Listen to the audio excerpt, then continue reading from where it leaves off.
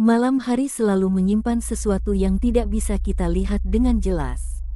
Kadang hanya suara kecil, kadang hanya bayangan sekilas. Tapi ada kalanya, sesuatu yang kita anggap benda mati ternyata tidak pernah benar-benar diam. Cerita ini bukan tentang rumah berhantu atau hutan gelap. Ini tentang sesuatu yang lebih dekat. Sesuatu yang mungkin pernah kamu lihat, bahkan pegang, tanpa pernah curiga. Jika kamu sedang sendirian, coba perhatikan sekelilingmu. Pastikan tidak ada yang berubah dari tempatnya. Karena malam ini, kita akan masuk ke sebuah kisah tentang boneka yang tidak seharusnya hidup. Dan mungkin, setelah ini, kamu tidak akan pernah melihat boneka dengan cara yang sama lagi. Hujan turun perlahan sejak sore itu, membasahi jalanan sempit di depan rumah tua milik keluarga Raka. Langit gelap lebih cepat dari biasanya, seolah malam ingin segera menelan hari tanpa sisa cahaya. Raka duduk di dekat jendela kamarnya, menatap tetesan air yang mengalir di kaca dengan perasaan yang sulit dijelaskan. Hari itu adalah ulang tahunnya yang ke-17. Tidak ada pesta, tidak ada teman, hanya keheningan yang terasa lebih berat dari biasanya. Ibunya sudah lama meninggal, dan ayahnya jarang pulang sejak bekerja di luar kota. Rumah itu terasa terlalu besar untuk dihuni sendirian. Menjelang maghrib, terdengar suara ketukan di pintu depan. Pelan, tapi cukup jelas untuk membuat Raka menoleh. Ia berjalan turun dengan langkah ragu, lantai kayu berderit setiap kali diinjak. Ketika pintu dibuka, tidak ada siapapun di sana. Hanya sebuah kotak besar yang terbungkus kertas coklat tua, diletakkan tepat di depan ambang pintu. Raka menatap sekeliling. Jalanan kosong. Hujan masih turun. Tidak ada jejak orang yang baru saja datang. Ia mengangkat kotak itu dengan hati-hati, merasa aneh karena tidak ada nama pengirim ataupun kartu ucapan. Kotak itu cukup berat. Ia membawanya masuk dan meletakkannya di ruang tamu. Lampu yang redup membuat bayangan kotak itu tampak lebih besar dari ukuran aslinya. Dengan sedikit ragu, Raka mulai membuka bungkusnya. Kertas coklat itu robek perlahan, memperlihatkan sebuah kotak kayu tua di dalamnya. Kayu itu terlihat usang, seperti sudah disimpan selama bertahun-tahun. Ada ukiran kecil di bagian atasnya, tapi terlalu pudar untuk dibaca. Raka membuka tutupnya. Di dalamnya, terbaring sebuah boneka perempuan. Boneka itu berukuran hampir seperti bayi, dengan rambut hitam panjang yang terlihat sangat halus dan mata besar yang tampak terlalu nyata. Gaunnya berwarna putih, namun sudah sedikit kusam. Wajahnya pucat, dengan senyum tipis yang terasa aneh jika diperhatikan terlalu lama. Raka mengerutkan kening. Ia tidak pernah meminta boneka. Ia bahkan tidak pernah menyukai benda seperti itu. Namun ada sesuatu yang membuatnya sulit untuk langsung menutup kotak itu kembali. Seolah boneka itu memiliki daya tarik yang tidak bisa dijelaskan.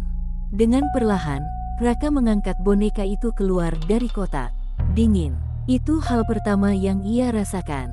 Bukan dingin seperti benda biasa, tapi dingin yang menusuk hingga ke tulang, seolah boneka itu baru saja diambil dari tempat yang sangat gelap dan lembab. Raka menelan ludah, lalu mencoba tersenyum kecil pada dirinya sendiri. Mungkin ini hanya perasaannya saja. Ia membawa boneka itu ke kamarnya dan meletakkannya di atas meja dekat tempat tidur.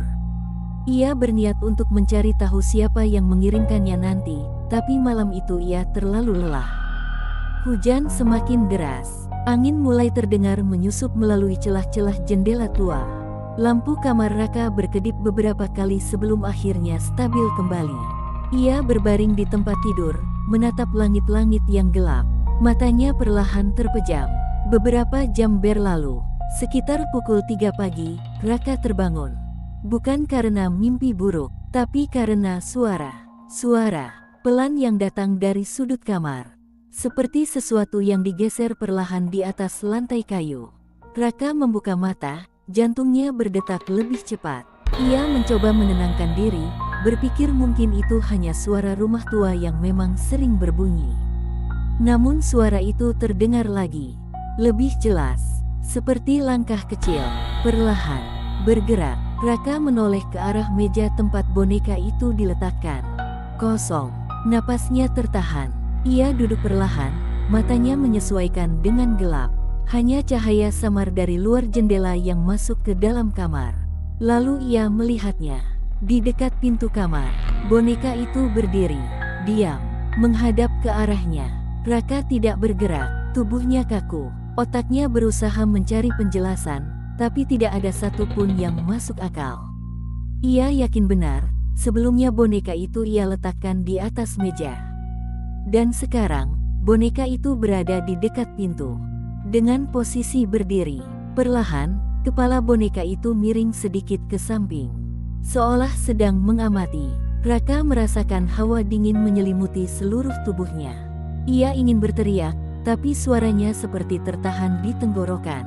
Detik terasa sangat lama. Lalu, tanpa suara, boneka itu jatuh ke lantai. Diam, tidak bergerak lagi. Raka menatapnya tanpa berkedip. Beberapa menit berlalu sebelum akhirnya ia memberanikan diri untuk turun dari tempat tidur. Kakinya gemetar saat ia melangkah mendekati boneka itu. Ia membungkuk perlahan, lalu mengangkatnya kembali.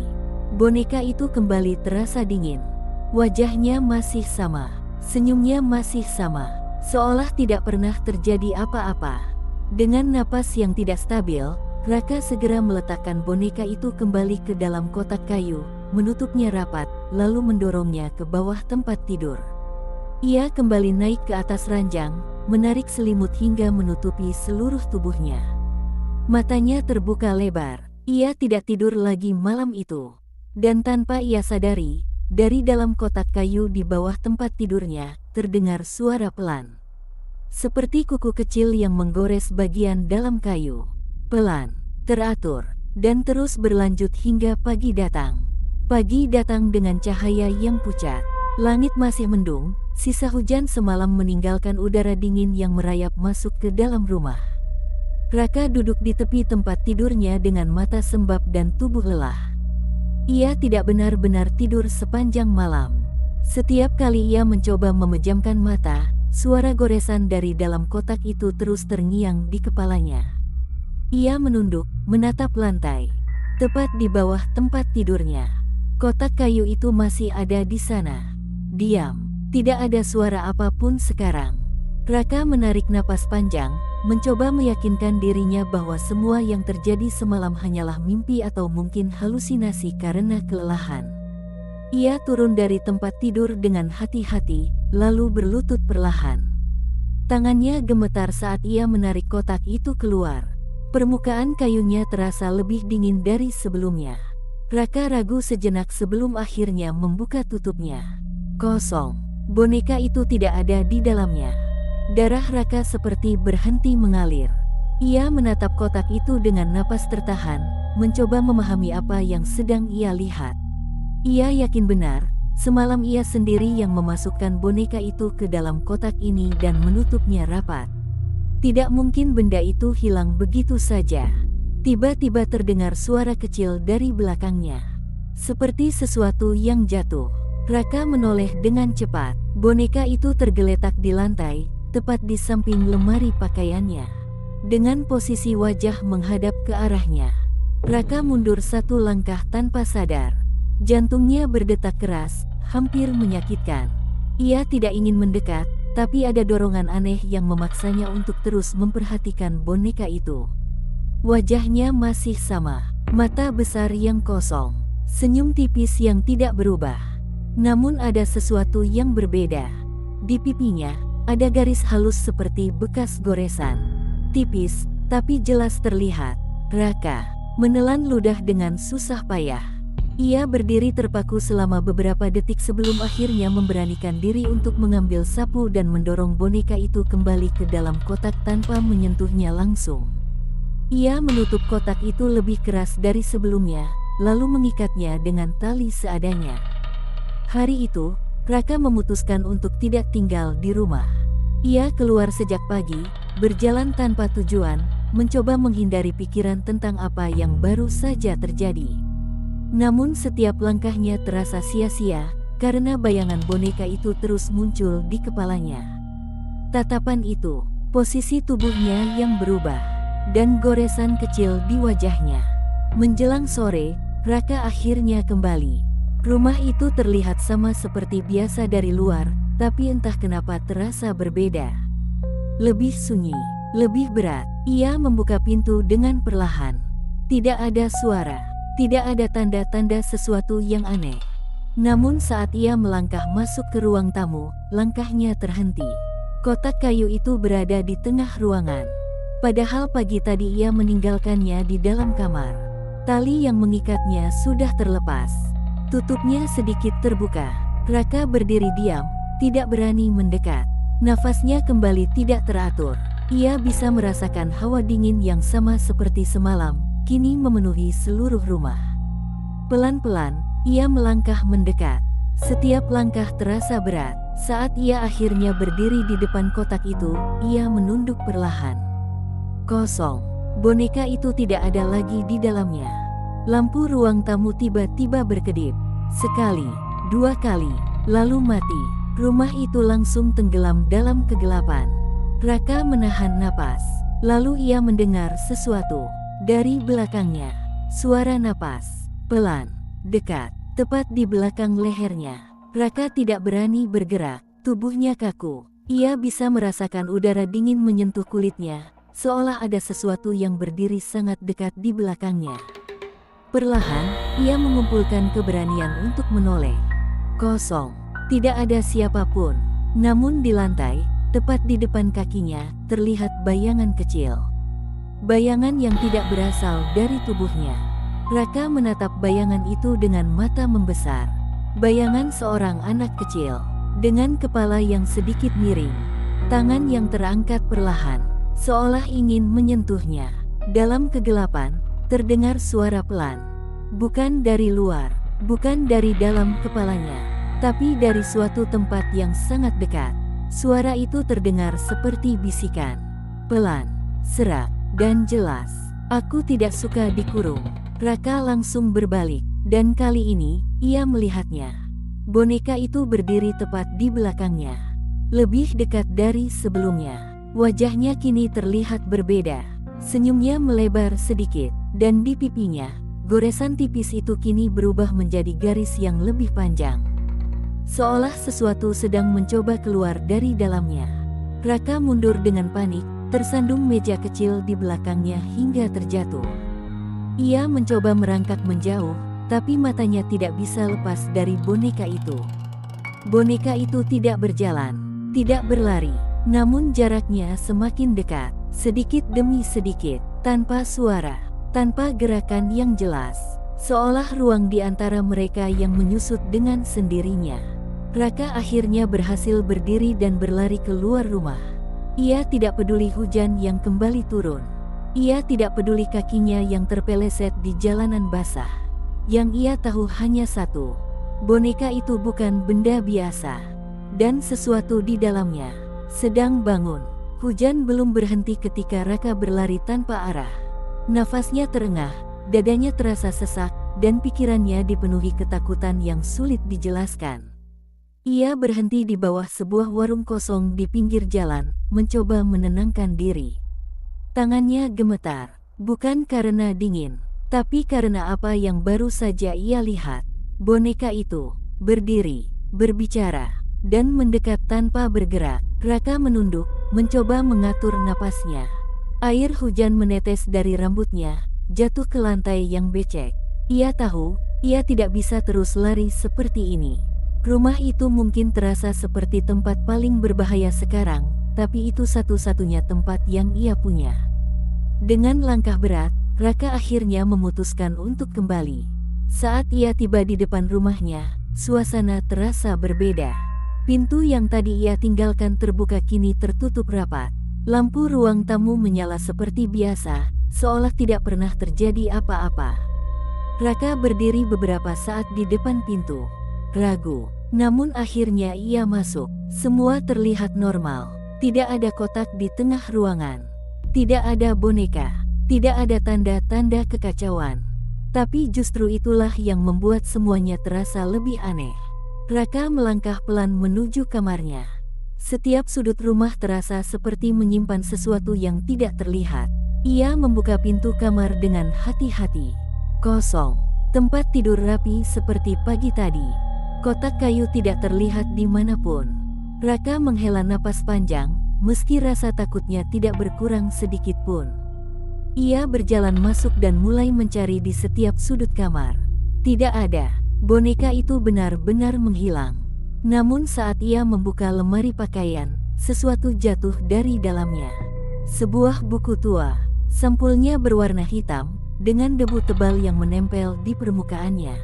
Raka mengernyit, merasa tidak pernah melihat buku ini sebelumnya. Ia mengambilnya perlahan. Saat ia membuka halaman pertama, bau lembab langsung tercium. Tulisan tangan memenuhi hampir setiap halaman. Tulisan itu terlihat tergesa-gesa, seperti ditulis oleh seseorang yang ketakutan. Raka mulai membaca. Hari pertama, aku menemukannya di gudang belakang rumah lama nenek. Boneka itu terlihat indah tapi aneh. Aku membawanya pulang. Hari ketiga, boneka itu berpindah tempat sendiri. Aku mencoba membuangnya tapi selalu kembali. Hari keenam, aku mulai mendengar suara di malam hari. Suara anak kecil menangis dari dalam boneka itu. Hari ke-10, ia mulai berbicara, memanggil namaku, memintaku untuk bermain. Raka berhenti membaca sejenak, nafasnya kembali tidak teratur. Ia melanjutkan dengan tangan yang semakin gemetar. Hari ke-12, aku melihat bayangan di belakangnya. Bukan bayangan boneka, tapi sesuatu yang lain. Hari ke-15, ia marah. Aku mencoba menguncinya. Aku tidak boleh melakukan itu. Hari terakhir, jika ada yang menemukan boneka ini, jangan pernah biarkan dia keluar saat malam. Jangan dengarkan suaranya, dan jangan pernah melihat matanya terlalu lama.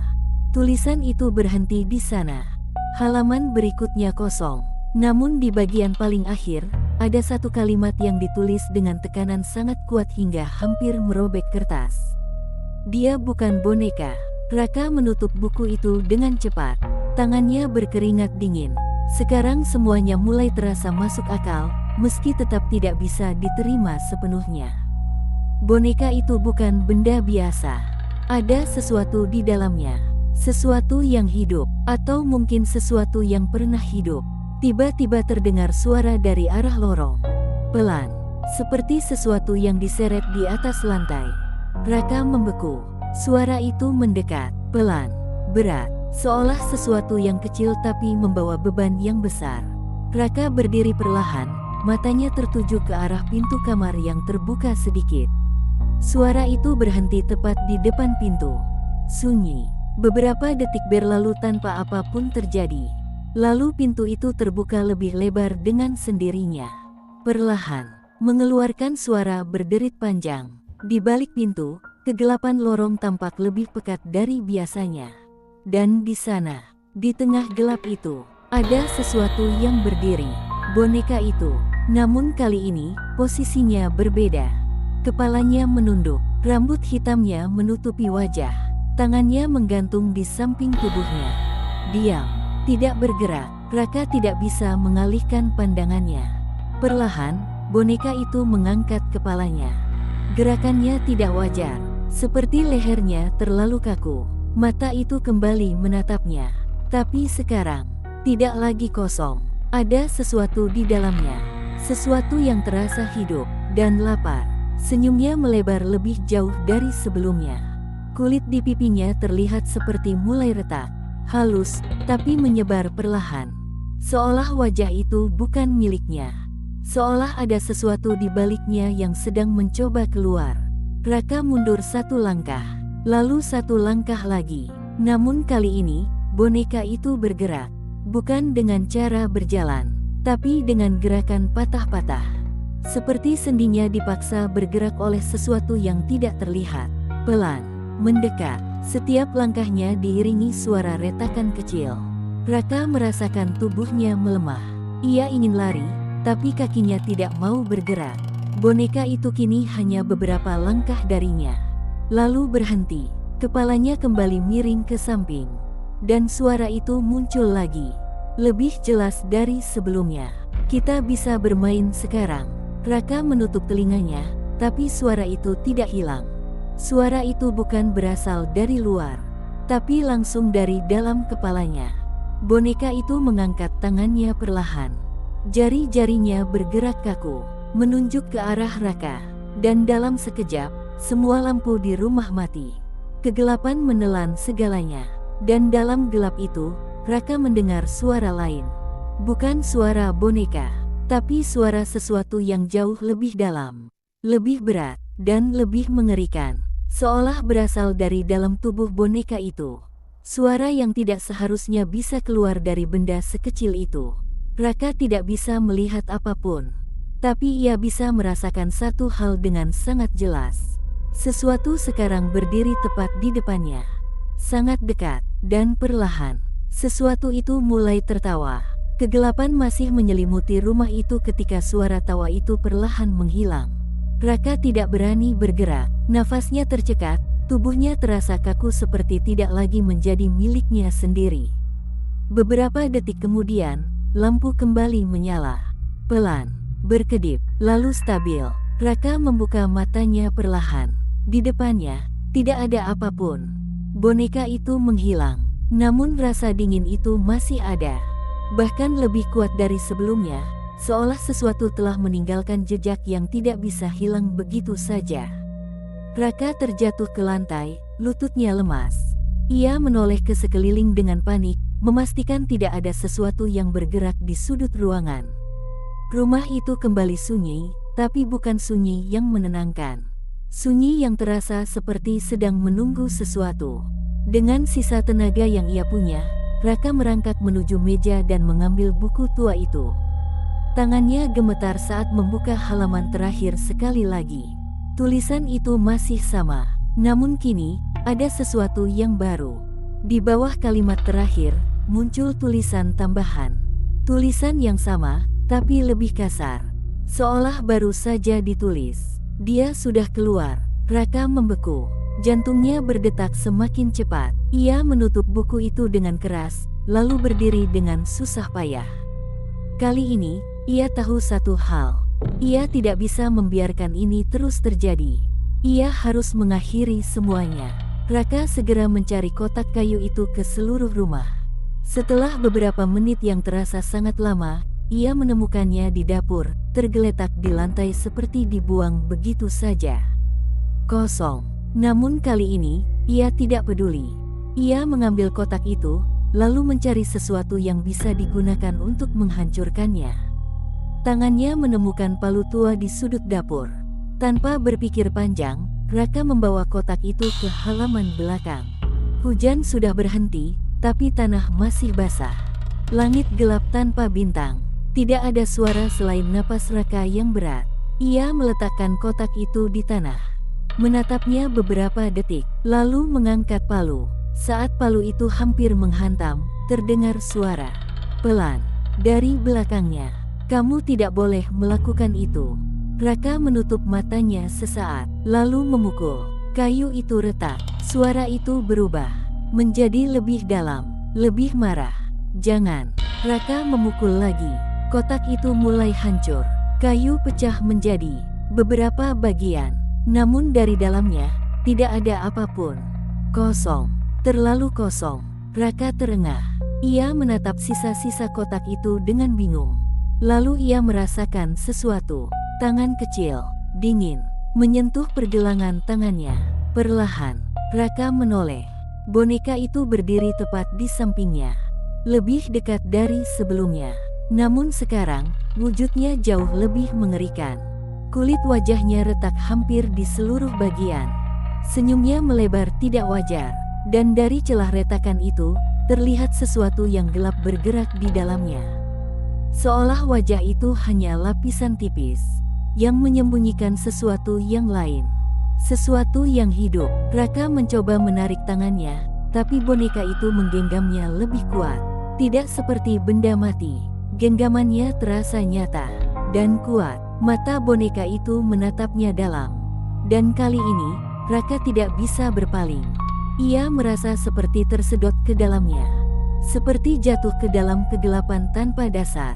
Lalu suara itu kembali terdengar. Lebih jelas, lebih dekat. Aku sudah menemukan rumah baru. Raka mencoba berteriak, tapi tidak ada suara yang keluar. Tubuhnya tidak bisa bergerak. Sementara itu, retakan di wajah boneka itu semakin melebar. Dan dari dalamnya, sesuatu mulai muncul. Bukan tangan, bukan wajah, tapi bayangan hitam yang terus merembes keluar. Perlahan, menyelimuti tangan Raka, naik ke lengannya, masuk ke dalam tubuhnya. Raka merasakan dingin yang luar biasa. Bukan dingin biasa, tapi dingin yang mematikan, yang merayap dari dalam. Matanya mulai kehilangan fokus, pikirannya menjadi kosong. Dan suara terakhir yang ia dengar sebelum semuanya gelap adalah tawa itu. Pelan, dalam, dan puas. Keesokan paginya, rumah itu kembali sunyi. Tidak ada tanda-tanda perlawanan. Tidak ada jejak apapun di halaman belakang selain sisa kayu yang hancur. Raka menghilang, tanpa jejak, tanpa penjelasan. Namun beberapa hari kemudian, seorang kurir terlihat meninggalkan sebuah kotak di depan rumah lain di ujung kota. Kotak itu terbungkus kertas coklat tua, tanpa nama pengirim, tanpa alamat tujuan, dan di dalamnya terbaring sebuah boneka perempuan dengan rambut hitam panjang, gaun putih yang kusam, dan senyum tipis yang tidak berubah. Namun jika diperhatikan lebih lama, matanya terlihat berbeda, seolah ada sesuatu di dalamnya. Sesuatu yang sedang menunggu. Dan jika malam tiba, kadang-kadang boneka itu tidak lagi berada di tempatnya. Beberapa benda tidak pernah benar-benar mati. Mereka hanya menunggu. Menunggu waktu yang tepat untuk bergerak, untuk mendekat, dan untuk memilih siapa yang akan menjadi milik mereka berikutnya. Jika suatu hari kamu menemukan sesuatu yang terasa tidak wajar, jangan abaikan perasaan itu. Karena terkadang, rasa takut adalah satu-satunya hal yang bisa menyelamatkanmu. Terima kasih sudah mendengarkan cerita ini sampai akhir. Jika kamu menyukai kisah seperti ini, jangan lupa untuk kembali lagi di cerita berikutnya. Dan sebelum kamu tidur malam ini, coba lihat sekali lagi ke arah sudut kamarmu. Pastikan tidak ada yang sedang memperhatikanmu dalam diam.